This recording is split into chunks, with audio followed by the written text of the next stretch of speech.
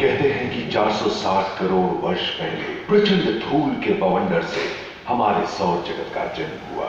धीरे धीरे पृथ्वी शीतल होने लगी, बहुत सारे गैस बाहर निकलने लगे और पृथ्वी के चारों ओर वायुमंडल के रूप में छा गए। इन गैसों ने बिजली की कड़क और बादलों की गरज से मिलकर एमाइनो एसिड का निर्माण किया। प्राय 350 करोड़ वर्ष पहले प्रथम एक कोशिकीय जीव की रचना हुई। लगभग 280 करोड़ वर्ष पहले स्टोमैटोलाइट के प्रकाश संश्लेषण के द्वारा वायुमंडल में ऑक्सीजन को मुक्त किया। वायुमंडल में ऑक्सीजन के स्तर में निरंतर वृद्धि से 120 करोड़ वर्ष पहले एक से अधिक न्यूक्लियस वाले बहुकोशिकीय जीव का जन्म हुआ। इस क्रमिक विकास से ही ब्लैक होल, जेलीफिश, स्टारफिश, नॉटिलॉइड से सागर के किनारे वाले अंचल में पौधे लहराने लगे। बहुत तेजी से विभिन्न प्रजातियों की कई मछलियां विकसित हुई। यहाँ जो विशाल मछली दिख रही है उसका नाम है टार्बेडोस्टस।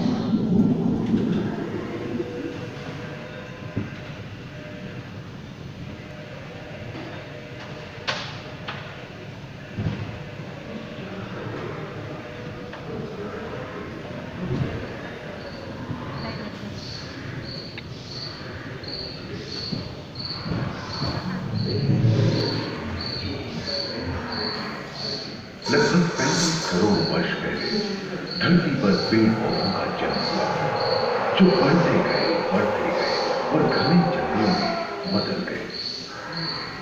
क्रोम, मकड़े आदि पंखहीन पतंग एवं एक्टियोस्टेगा जैसे उभयचर प्राणियों का आविर्भाव हुआ।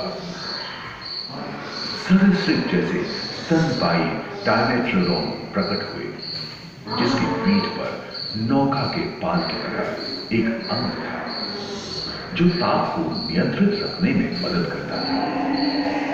सरीसृप की तरह ही एक अन्य स्तनपायी प्राणी साइनोनिडस इन दिनों काफी प्रभावशाली हो उठा था। इसकी विशेषता कुत्ते से बहुत मिलती थी।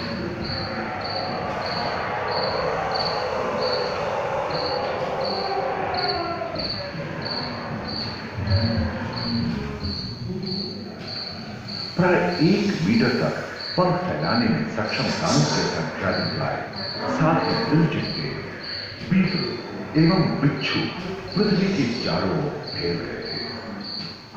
धरती में पाए जाने वाले अधिकांश कोयले ही कार्बोनिफेरस युग के मृत पौधे से उत्पन्न हुए थे, जो कि धरती के अंदर दब गए थे।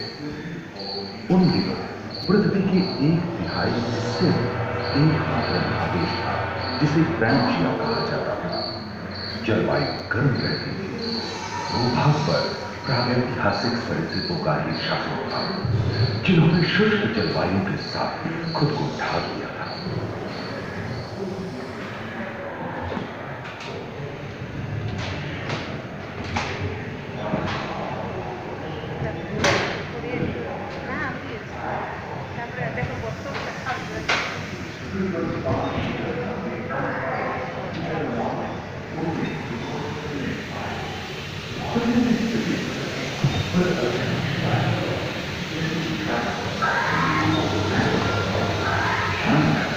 कछुओं और मगरमच्छों का जन्म लगभग 22 करोड़ वर्ष पहले इस धरती पर हुआ था।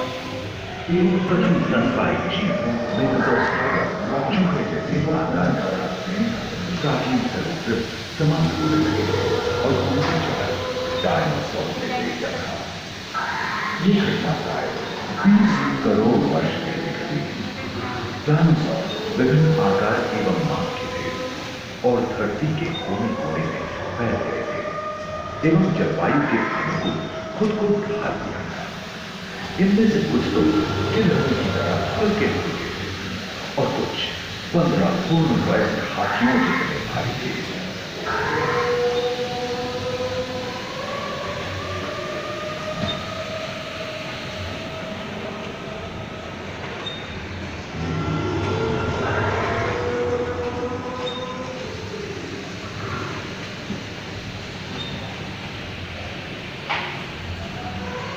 4 पैरों से चल रहे थे तो थियोलॉफाइसिस 2 पैर वाले डायनासोर थे। ब्रेकियोसॉरस की लंबाई लगभग 23 मीटर थी, जो कि एक टेनिस कोर्ट की लंबाई जितनी थी, और उनका वजन 75 टन था।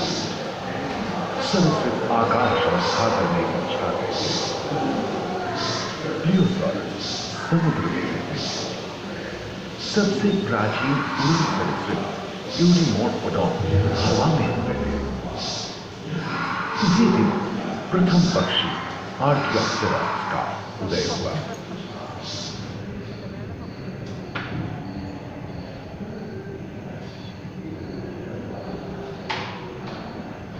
अगले 10 करोड़ वर्षों तक यानी जुरासिक के अंतिम चरण से क्रिटेशियस युग का प्रथम चरण तक डायनासोर के लिए स्वर्णिम युग रहा।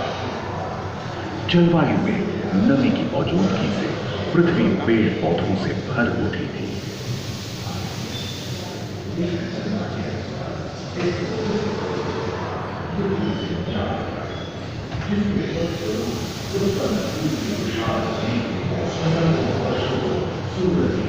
पैंजिया महादेश खंडित होने के कारण भारत एशिया महादेश वेदों में हलचल होने से ज्वालामुखी के रूप में लावा निकलती है। इसके फलस्वरूप आए भूकंप से विभिन्न भौगोलिक आकार एवं आकृतियां निर्मित हुई। स्पाइनोसॉरस की पीठ पर नौका के पाल की तरह एक अंग हुआ करता था, जिससे वो अपने शरीर की ताप को नियंत्रित करता था। वेलोसिराप्टर, गैलीमाइनस एवं ओविराप्टर जैसे छोटे डायनासोर को ओलंपिक के 3 धावकों की तरह दौड़ सकते थे। पैरासॉर और ओरिसोसॉरस के सिर पर कलगी होती थी। करीबन 5 मीटर लंबे पंख वाले जेरोनॉरस उड़ने के सुनने में पाए।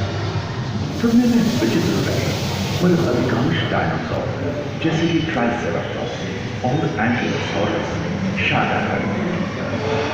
लॉरेसिया और गोंडवाना के 2 भूखंड महादेश में रूपांतरित हुए एवं समुद्री गर्भ के कठोर आवरण से रॉकीज एवं अन्य पर्वत श्रेणियां निर्मित हुई।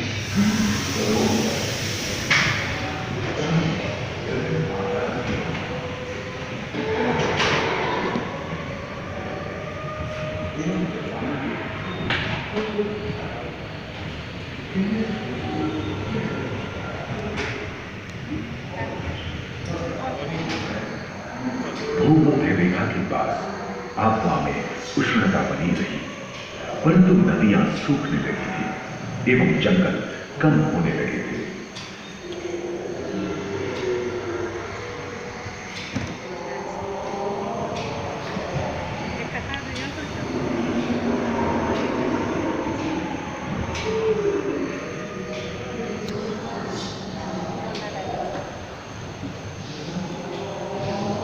एकांत महादेश में जीव जंतुओं का विकास स्वतंत्र रूप से शुरू हुआ। सबसे पहले पुष्प वाले पौधे धरती पर विकसित हुए एवं परागण के लिए कीट पतंगों के साथ संपर्क स्थापित हुआ। वे तेजी से धरती पर बढ़ने लगे। इसी समय पहली बार धरती पर सांपों का जन्म हुआ। डायनासोर में सबसे भयंकर था टिरानोसॉरस रेक्स। भूस्थल पर इसका ही राज चलता था। यह प्राय 12 मीटर लंबा यानी 2 मंजिला मकान के आकार का था।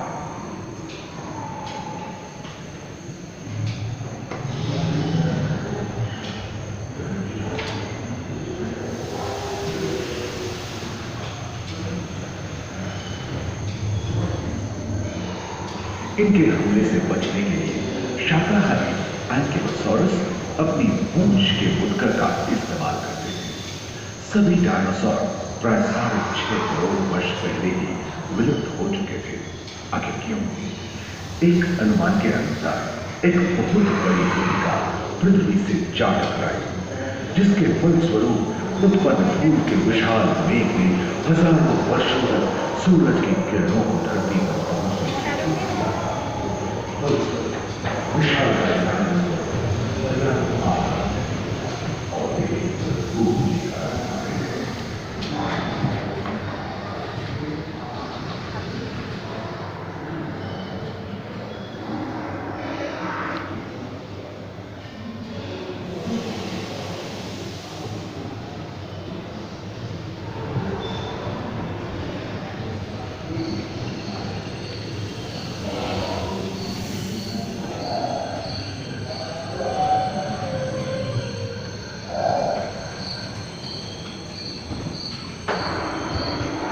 डायनासोर के विलुप्त होने के बाद भूस्थल पर स्तनपायी प्राणियों का पर्याप्त मात्रा में आहार उपलब्ध होने के कारण छोटे छोटे स्तनपायी प्राणी बड़े आकार में बदलने लगे।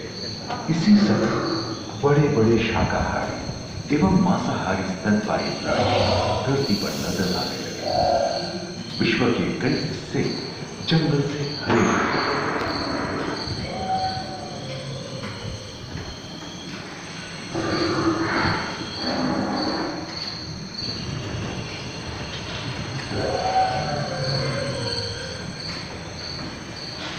हाथी के पूर्वज डायनोथेरियन और घोड़े के पूर्वज यूहिबस की उत्पत्ति हुई, जो आज के हाथी और घोड़े में रूपांतरित हुए। लेमूर, टर्सियर जैसे प्राइमेट भी इसी युग में पैदा हुए। खोखली अस्थियों वाली आज के दिनों की पक्षी इन्हीं दिनों जन्मे थे। डायाट्राइमा जैसे बड़े एवं उड़ने में अक्षम पक्षी उन जगहों में रहते थे जहां मांसाहारी बड़े स्तनपायी प्राणी नहीं मिलते थे। एक एवं बंदरों का जन्म लगभग 1 करोड़ वर्ष पहले हुआ था। इस समय ही आदिम मनुष्यों का भी आविर्भाव हुआ। जलवायु में शीतलता एवं ध्रुवों पर बर्फ की चादर।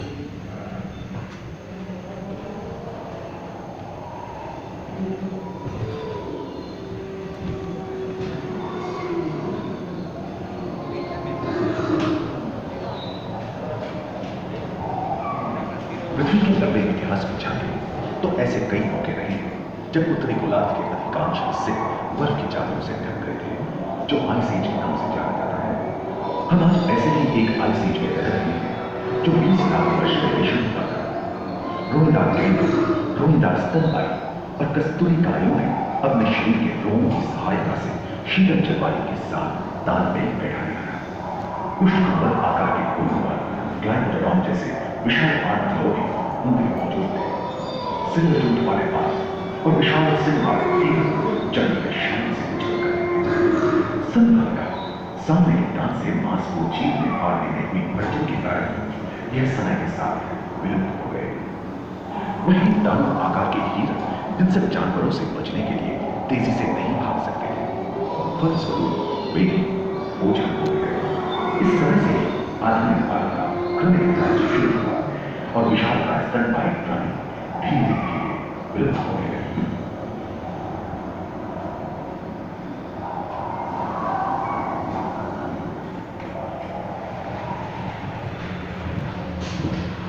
उम्मीद है कि आपको इस सफर में मजा आया होगा, जहां जीवन विकसित होकर लाखों अन्य रूपों में परिवर्तित हो गए।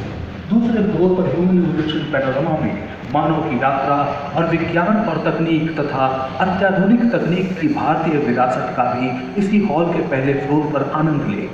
अपने अनुभवों को यादगार बनाने के लिए दोबारा आप सब जरूर आएं साइंस सिटी में।